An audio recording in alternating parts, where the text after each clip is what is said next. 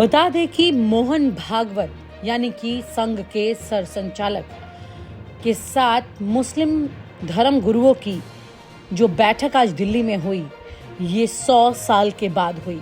संसद के मॉनसून सत्र के बीच ये एक बड़ी घटना सामने आई, जिसमें राष्ट्रीय स्वयंसेवक संघ के सरसंघ संचालक मोहन भागवत ने इमामों के साथ बड़ी बैठक की। हरियाणा भवन में ये बैठक 3.5 घंटे चली। इसमें 60 इमाम, मुफ्ती, मोहतमिम शामिल हुए। बैठक का आयोजन अखिल भारतीय इमाम संगठन द्वारा किया गया था।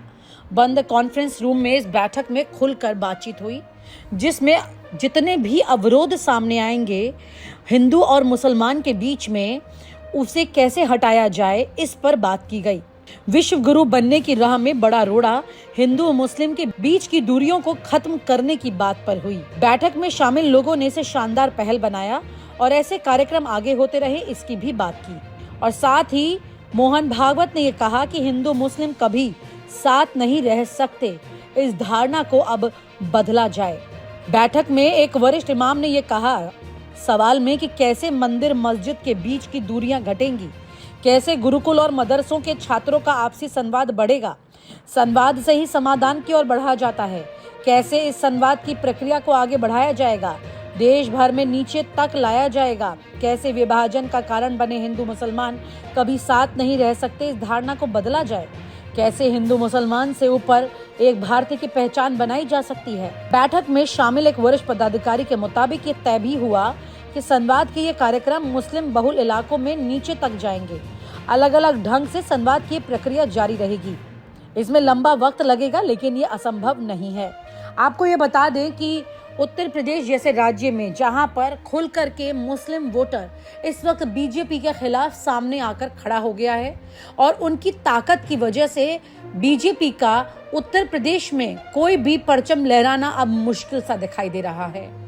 ऐसी परिस्थिति में आरएसएस ने एक ऐसा पत्ता खेला है जो कि 2027 के चुनाव में योगी आदित्यनाथ के हिंदुत्व के एजेंडे को आगे रखने के बावजूद उनकी मदद कर सके, ताकि मुस्लिम वोटर जिसे नकारा नहीं जा सकता वो भी इसमें शामिल किया जा सके।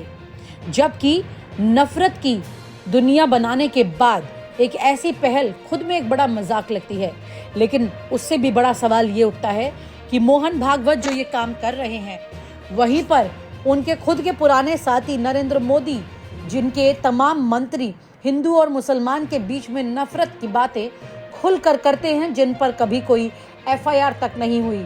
यहाँ तक कि सदन में भी खुलकर ऐसे लोगों के वक्तव्य सामने रखने के बावजूद, गलत भाषा इस्तेमाल करने के बावजूद उन्हें इनाम ही मिले, उनका कोई नुकसान नहीं हुआ। ऐसी परिस्थितियों को देखने के बाद कैसे मुस्लिम समाज वाकई में आरएसएस के साथ हाथ में हाथ मिलाकर चलेगा, ये एक बहुत बड़ा सवाल है। लेकिन उससे बड़ा सवाल ये है कि मोहन भागवत इस वक्त नरेंद्र मोदी को कौन सा आईना दिखाने की कोशिश कर रहे हैं, या फिर पर्दे के पीछे हाथ मिलाकर ये लोग साथ चल रहे हैं। सबसे बड़ी बात यह है कि मोहन भागवत कुछ ऐसे ही चौंकाने वाली बातें पहले भी करते रहे हैं। उन्होंने पहले भी कांग्रेस की तारीफ करके लोगों को चौंका दिया था। कभी संविधान को सर्वोपरि बताकर भी लोगों को चौंकाया, जबकि संविधान की बात को लेकर ही विपक्ष ने बड़ा मुद्दा बनाकर नरेंद्र मोदी सरकार को घेरा था। 24 जुलाई 2025 को राष्ट्रीय स्वयंसेवक संघ के संघ संचालक मोहन भागवत ने दिल्ली में आयोजित एक सामाजिक समरसता विषयक कार्यक्रम में हिस्सा लिया। इस कार्यक्रम में अपने संबोधन के दौरान मोहन भागवत ने कांग्रेस पार्टी के ऐतिहासिक योगदान को सार्वजनिक रूप से स्वीकार करते हुए कहा, कांग्रेस ने देश को बड़े नेता दिए हैं और स्वतंत्रता संग्राम में उनका बड़ा योगदान रहा है। ये बयान इसलिए बहुत जरूरी हो जाता है क्योंकि संघ और कांग्रेस दो वैचारिक रूप से विपरीत ध्रुव माने जाते हैं। स्वतंत्रता के बाद से लेकर आज तक संघ और कांग्रेस की विचारधाराओं में भारी टकराव देखा गया। ऐसे में संघ प्रमुख द्वारा कांग्रेस के पक्ष में इस तरह का सार्वजनिक बयान देना राजनीतिक रूप से एक उल्लेखनीय घटना बन जाती है। देश को आजादी दिलाने में कई संगठनों और व्यक्तियों ने योगदान दिया। कांग्रेस उस समय सबसे बड़ा राजनीतिक संगठन था। उन्होंने देश को कई बड़े नेता दिए। इस बयान को सुनते ही कार्यक्रम में मौजूद लोगों की प्रतिक्रियाएं शांत तो थी, लेकिन ध्यान खींचने वाली थी। कुछ लोगों ने तालियां बजाई तो कुछ लोग इस बयान को गंभीरता से इसके मायने सोचने लगे। मोहन भागवत के इस बयान के बाद राजनीतिक हलकों में चर्चाएं तेज हो गई हैं। बीजेपी की तरफ से अभी तक इस मामले में कोई औपचारिक बयान नहीं आया है, लेकिन पार्टी के सूत्र बताते हैं कि कुछ नेता इस बयान को लेकर व्यक्तिगत विचार मान रहे हैं और इसे संघ की बड़ी सोच की तरह प्रस्तुत कर रहे हैं। जैसे ही भागवत का बयान मीडिया में आया तो सोशल मीडिया पर चर्चाएं शुरू हो गई।